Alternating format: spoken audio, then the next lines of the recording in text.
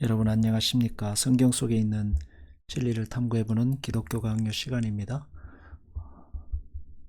기독교 강요 3권 19장 4, 5, 6항 율법의 강요에서 해방되는 것, 그리고 강요에서 해방됨으로써 기꺼이 순종할 수 있는 것, 은혜로 인하여 자유를 얻은 신자는 남은 죄를 무서워할 필요가 없다는 것, 이런 의미에서 신자는 자유케 된 사람들입니다.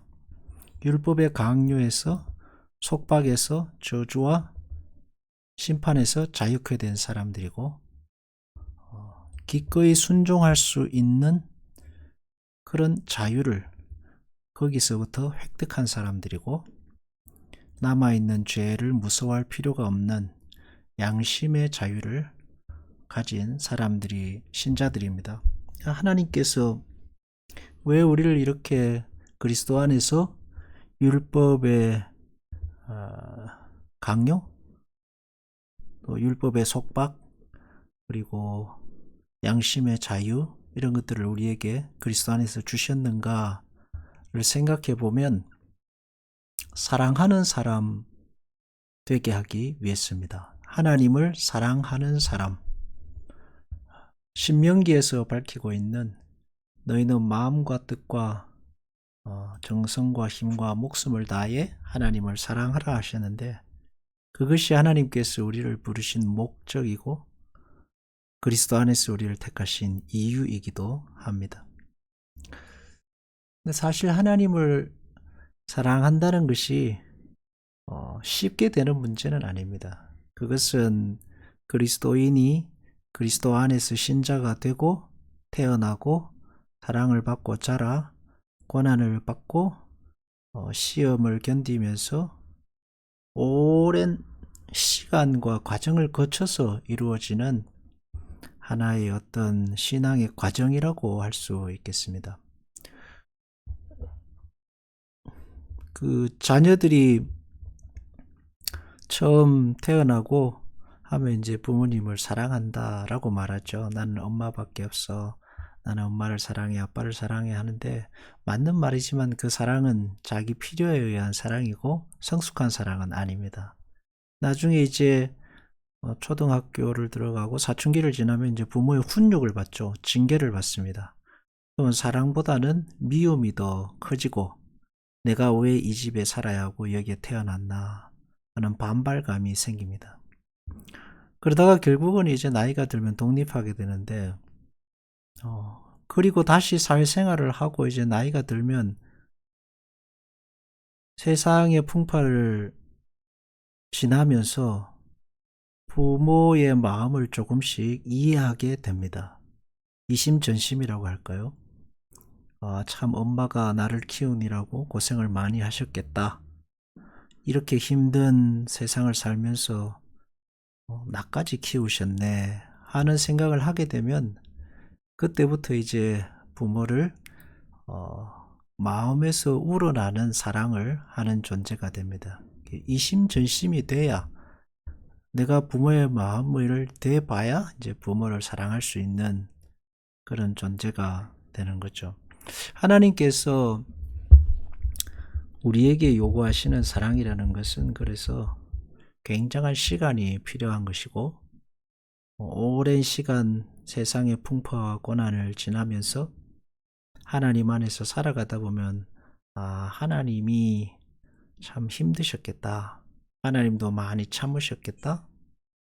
하나님도 마음에 참 괴로우셨겠다 하는 생각들이 들고, 거기서 이제 하나님의 마음을 조금씩 이해하게 되면서 성숙한 신앙으로 자라가게 되는 거죠. 그것을 위해서 하나님께서 우리에게 주신 것이 율법으로부터의 자유, 양심의 자유, 하나님을 뜨겁고 깊이 사랑할 수 있는 자유를 우리에게 주셨습니다. 왜냐하면 율법에 얽매여 있으면 하나님의 그 풍부한 사랑과 깊은 인내, 기다림으로 갈 수가 없습니다. 마음의 조바심에서부터 벗어날 수 없기 때문이겠죠. 근데 하나님께서 우리를 이렇게 사랑의 관계로 부르신 것은 창조 때부터 하나님께서 그렇게 하셨죠. 아담과 하와를 지을 때부터 이스라엘 백성을 애굽에서부터 건져내실 때부터 하나님께서 줄기차게 꾸준히 우리에게 기대하시는 바는 사랑이었습니다. 하나님의 사랑, 하나님을 사랑하라. 그래서 모세도 마음과 뜻과 정성을 다해 하나님을 사랑하라. 예수님께서도 다른 얘기 하지 않으셨죠? 마음과 뜻과 정성과 힘을 다해 하나님을 사랑하라. 그리고 사람을 사랑하라 하셨습니다. 그래서 우리가 신앙생활을 하면서 하나님을 뜨겁게 또 전심을 다해서 힘을 다해서 사랑하면 인생의 길이 아마 새로워질 것이다. 새로워질 것이다 하는 겁니다. 그것을 위해서 하나님께서 우리를 자유케 하셨습니다. 속박이나 강요나 두려움이나 어떤 하나님이 주시는 징계에서 못 이겨서 어쩔 수 없이 하나님을 사랑하는 것이 아니라 하나님이 예수 그리스도를 통해서 하나님 자신을 우리에게 전부 주시고 우리를 사랑하셨듯이, 그렇게 하나님이 우리에게 모든 것을 쏟아 부었듯이 우리도 하나님을 사랑하면서 이렇게 살아가는 하나님과의 관계, 하나님께서 우리에게 원하셨던 것이고, 그렇게 하나님을 사랑하고 하나님께 우리의 마음과 뜻과 정성을 내어놓으면서 살 때에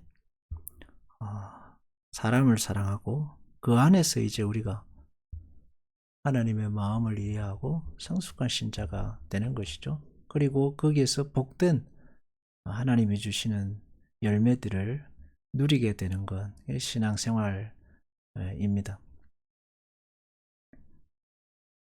율법으로부터의 자유, 또 자발적으로 순종하는 자유, 우회한 일들로부터의 자유, 이런 모든 것 하나님을 사랑하는 사람 되게 하려 하십니다. 5항은 이제 강요에서 해방됨으로 기꺼이 순종할 수 있게 된다 했는데, 기꺼이 순종할 수 있는 것이 사랑입니다. 사랑이 그냥 뜨거운 뭔가가 아니라, 사랑은 그 안에 순종이 있고 그 안에 결단도 있고 의리도 있고 오래 참음도 있고 그 안에 하나님의 뜻을 이해하지 못하는 괴로움도 있고 눈물도 있고, 또 그 안에 외로운 고독한 잠을 이루지 못하는 그 고통의 날들도 있고, 인생 전체가 하나님을 사랑하는, 그리고 그 사랑 때문에 괴로워하고 이해할 수 없는 사랑으로 인해서 가슴 아파하고 때로는 인내하고 그러면서 또 붙잡고 살고, 그러다가 하나님께서 주시는 은혜로 또 새 힘을 얻고 하는 그런 게 이제 신앙의 관계들이죠. 근데 거기서 율법을 갖다가 대기 시작하면 그 속박에서부터 강요에서부터 만들어진 어떤 그 관계에서부터 벗어나지 못하게 되는 겁니다. 그렇다면 하나님께서 굳이 사람에게 자유라는 것, 하나님을 사랑할 수 있는 마음을 주셔서 만드실 필요가 없죠. 로봇을 만들면 하나님이 원하시는 그 모든 일들은 다 할 수 있습니다.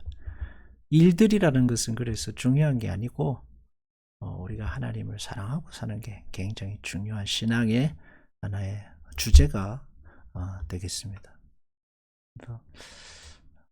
아들은 아버지가 이 원하는 일을 다 완수하지 못해도 하나님께서 우리를 사랑하신 그 사랑을 아버지께서 자녀를 향한 신뢰를 거두지 않으실 것이다 하는 신뢰를 갖고 사는 거죠. 이게 자유입니다. 이게 양심의 자유고, 거기서 이제 언제든지 하나님께 나아갈 수 있는 은혜를 얻는 겁니다. 근데 어디서 그걸 알 수 있느냐? 그리스도의 십자가를 통해서 그런 자유, 하나님의 자녀됨의 특권, 하나님께서 우리를 영원히 용납하시는 하나님의 사랑, 얼마나 우리를 사랑하시는지 우리에게 아낌없이 내어주신 하나님의 그런 마음들, 그것을 늘 잊지 않게 됩니다.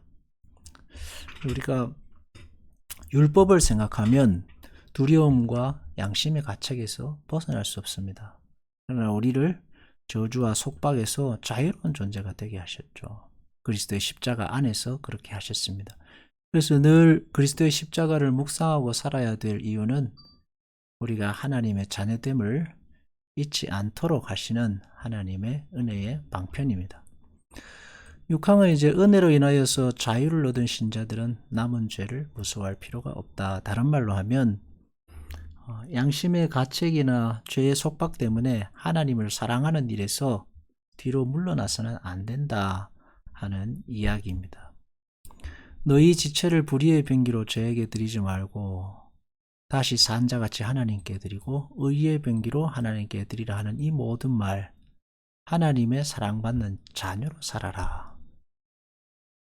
하나님의 사랑받는 자녀답게 하나님의 사랑받는 자녀답게 하나님을 향해서 우리의 마음을 드리고 우리를 하나님을 향해서 사는 것. 그래서 로마서에서 말하는 사한 제사가 하나님을 사랑함으로 살아가는 것이 사한 제사입니다.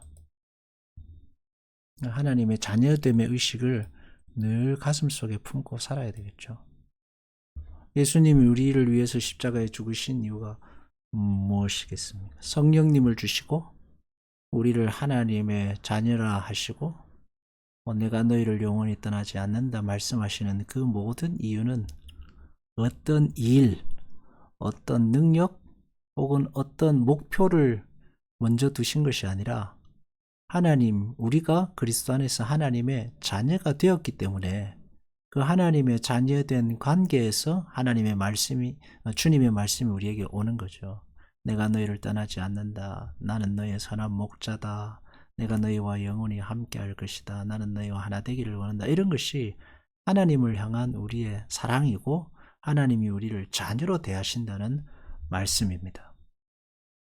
자녀는 율법으로 대하시지 않죠. 자녀는 사랑으로 대하시고 용서로 대하시고 자녀는 하나님의 그 넓고 크신 아령으로 대하는 겁니다. 끝까지 포기하지 않는 하나님의 은혜로 대하는 존재가 사랑입니다.